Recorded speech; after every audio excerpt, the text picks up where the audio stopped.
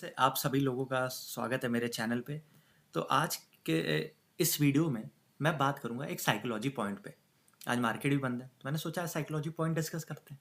क्योंकि मैंने क्या सोचा है कि एक प्लेलिस्ट बनाऊँगा लर्निंग की, एक प्लेलिस्ट बनाऊँगा साइकोलॉजी की और हर चीज़ बेसिक टू एडवांस क्लियर करूँगा कि शुरुआत से लेके आखिरी तक क्या-क्या साइकोलॉजी फेस करते, क्या डिफ़िकल्टीज़ आती हैं, क्या-क्या होता है एक्चुअल में।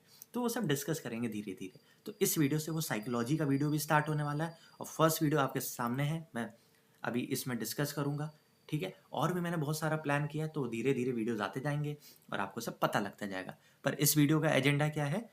एक साइकोलॉजी पॉइंट डिस्कस करना है, तो उस पे चलते हैं, ठीक है? तो स्टार्ट करते हैं।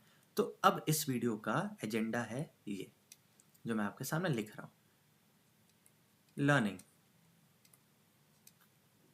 लर्निंग।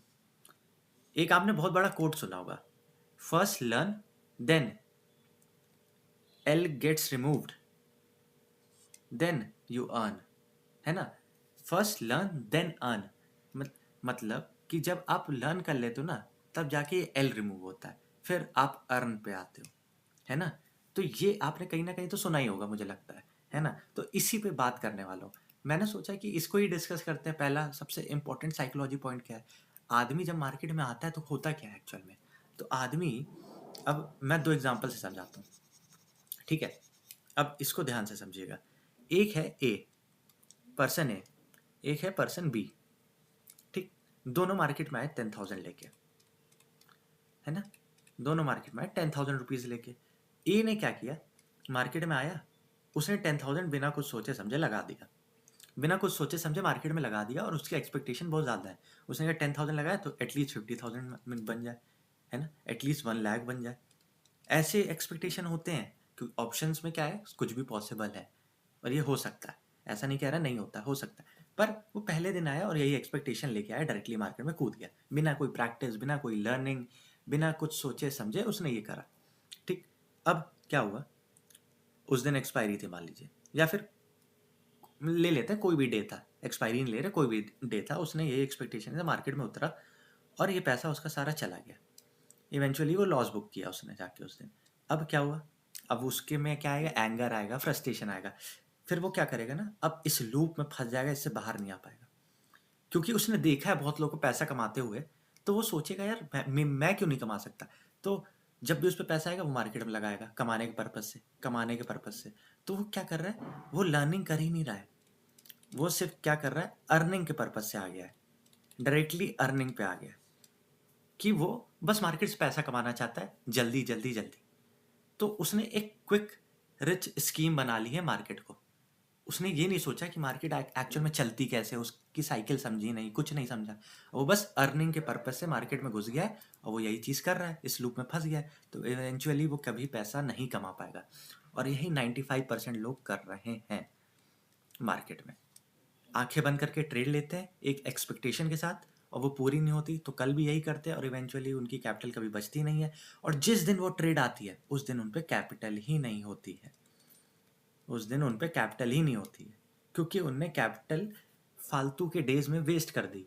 अगर वो सीख लेते तो उनको पता रहता आज के दिन तो ट्रेड ही नहीं करनी है, आज के दिन तो मेरा सेगमेंट है ही नहीं, कि आज के दिन तो मेरा सेटअप बना ही नहीं, आज के दिन तो मेरे को ट्रेड लेनी नहीं चाहिए थी, है ना? तो फिर यही सब रिग्रेट्स में वो कभी आगे नहीं बढ़ पाते और वो हमेशा लॉस करते हैं और इवेंचुअली एक दिन मार्केट से बाहर हो जाते हैं, ठीक?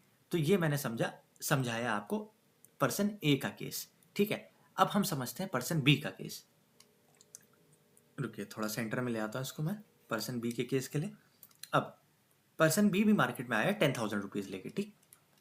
अब अब इसका मोटो क्या था मार्केट में? इसने कहा कि यार देखो, मैं क्या करूँगा ना, मार्केट में लर्निंग के फेज में, लर्निंग के पर्पज से आ रहा हूँ, मुझे मतलब नहीं 10,000 जीरो हो जाए, ठीक? ए का भी इवेंचुअली क्या हुआ? 10,000 जीरो ही हुआ।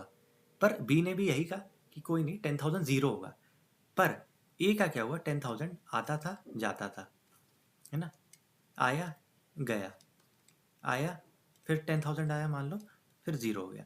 वो एक दो दिन से ज़्यादा रह नहीं पाता था मार्केट में। पर बी ने क्या किया? उसने लर्निंग के फेज में आया, उसने देखा कि क्या मैं गलतियां कर रहा हूँ, क्या क्या मैं सेटअप फॉलो कर रहा हूँ, सेटअप में कुछ गलतियां कर रहा हूँ। अगर मुझे लॉस हो रहा है तो loss is a part of game. उसने एक्सेप्ट किया लॉस हो रहा है, अगर मेरी गलती से लॉस हुआ है तो उससे सीखा, अगर मेरी गलती से लॉस नहीं हुआ, मैंने सब कुछ सही किया है, तो उसको एक्सेप्ट किया। तो उसने हर चीज़ एज अ लर्निंग ली। और उसने क्या किया, 10,000 उसका ज़ीरो हुआ। देखिए स्टार्टिंग में ज़ीरो होता ही होता है, लॉस होता ही होता है जब आप सीख रहे होते हो। और सीखोगे, गलतियाँ करोगे, ऐसे ही आप इवॉल्व करोगे, ठीक है। तो ये नॉर्मल रूल है मार्केट का, ऐसा नहीं है लॉस किसी को नहीं होता है ना। तो हमको बस उसको एक्सेप्ट करना होता है। तो अब 10,000 लेके उसने क्या किया, देखिए उसने मान लीजिए 10 डेज तक मार्केट में टिका रहा, ठीक। और फिर जाके उसका ज़ीरो हो गया। बस अब यहाँ पे हमें समझना है कि वो जब उसका अमाउंट ज़ीरो हुआ तो वो 10 डेज़ की लर्निंग लेके गया मार्केट से। अब उसने क्या किया, 10 डेज़ की लर्निंग ली है। अब वो जो 10 दिन की गलतियाँ हैं उसने देखी कि मैंने क्या क्या गलतियाँ की थी, क्या क्या मैंने सेटअप्स में गलती की थी, कुछ जो भी मिस्टेक्स थी उसको उसने एक जगह जॉट डाउन किया, है ना। उसने एक जगह लिख लिया सबको। अब उसने लिख लिया और उनको इम्प्रूव करने की कोशिश की, उन पे काम किया उसने। अब जब वो 10,000 नेक्स्ट टाइम लेके आएगा, वो क्या करेगा, अब वो नेक्स्ट टाइम 10,000 जब लेके आएगा तो वो इन 10 दिन की गलतियों को पहले से जानता है। अब वो क्या करेगा, ऐसी 10 दिन में जो जो मार्केट देखी थी अगर वो रिपीट हो रही है तो उसको पता है मैंने इस दिन ये गलती की थी, इस दिन ये गलती की थी, इस दिन ये गलती की थी, है ना। तो मुझे ये सारी गलती रिपीट नहीं करनी। तो ऐसे ही धीरे धीरे एक एक स्टेप ले लेके, एक एक स्टेप ले लेके, एक एक स्टेप ले लेके वो एक दिन जाके वो प्रॉफिटेबल ट्रेडर बनता है। तो वो जो बी होता है ना, जो बी पर्सन है, वो होते हैं प्रॉफिटेबल ट्रेडर्स। वो क्या करते हैं, हर चीज से सीखते रहते हैं। और ए पर्सन जो है वो सीखते नहीं है, वो सिर्फ अर्निंग करने आते हैं। तो जो अर्निंग करने आया ना वो मार्केट में टिक नहीं पाएगा। जो लर्निंग करने आया वो पहले लर्न करेगा, फिर एल रिमूव होगा, फिर वो अर्न करेगा। तो वो बनते हैं प्रॉफिटेबल ट्रेडर।